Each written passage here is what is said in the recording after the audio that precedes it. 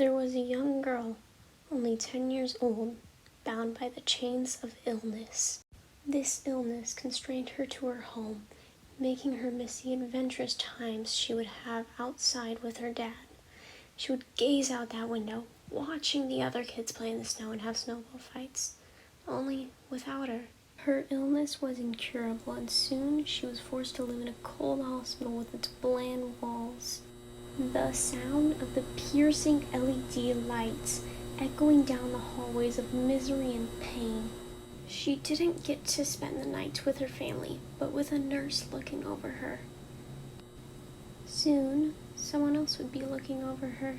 She passed in that cold hospital full of unpleasant memories. When she awoke, she wasn't herself, but instead a butterfly with powder blue wings. Butterflies were always her favorite. She was surrounded by flowers and plants. Oh my, garden she had woken up in. There was another person watching over her, just like the nurse was.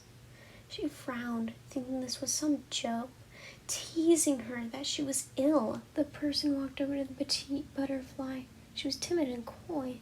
The woman rested her index finger, showing the minute butterfly a sign of peace. Her smile shone as brightly as the sun, blinding and warm.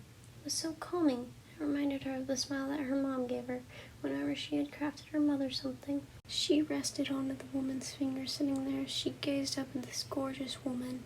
The guardian wore a halo, voluminous wings, and hair blonde like the stars. The woman guided her around, showing each and everything.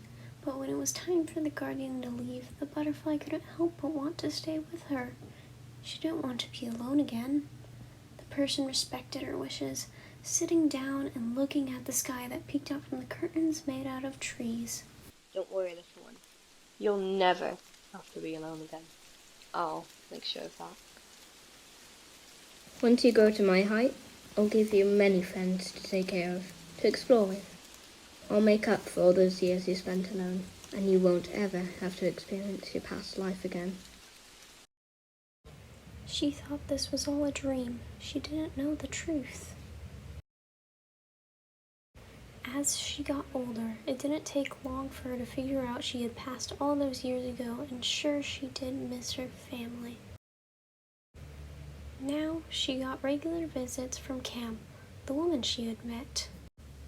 She didn't know how long it had been since she was in her previous life, but she could soar up to the sky if she wanted to. She could simply rest. It didn't matter what she did. One day, though, Cam arrived and brought her out of the garden into a dimension full of angels. Where was she? It was a large building she was brought to, and inside there were many more angels. They went up an elevator and soon were in front of a small group. The way they stood, their presence, everything intimidated her. So, Cameron, have you done well watching over her? Well, I brought her with me today.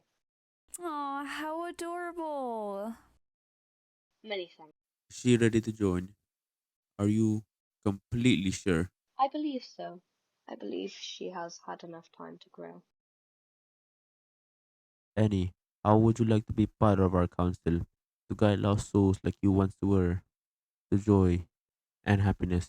She thought about it, and now that she was older, she wanted to do something for others who shared a similar fate. After the glow, there was a fair lady opening her pastel purple eyes to realize she wasn't a butterfly anymore. Her long powder blue hair hung to her waist. She had on a white dress with the skirt being high-low, short in the front but a long enchanting trail in the back. She looked at her hands in disbelief, wondering if this was real and if she was truly human again. I'd like to welcome you, Annie, to the High Council of Heaven. And that is how Annie joined the High Council. Her job was to watch over the same garden she was once in. It would be filled by butterflies who represented lost souls, souls that had unfinished business in their past life. However, a more important part of her job was to help prevent the mortal and immortal realms from colliding, as such an event would lead to serious consequences. Over the time that she grew comfortable with her body and her new purpose, she became friends with Cam, Mr. Wex, Elia, and Felix. They would go out together in the realm of the undead, full of mythical creatures and beautiful sights. to enjoy the time they had together before continuing on to their next life.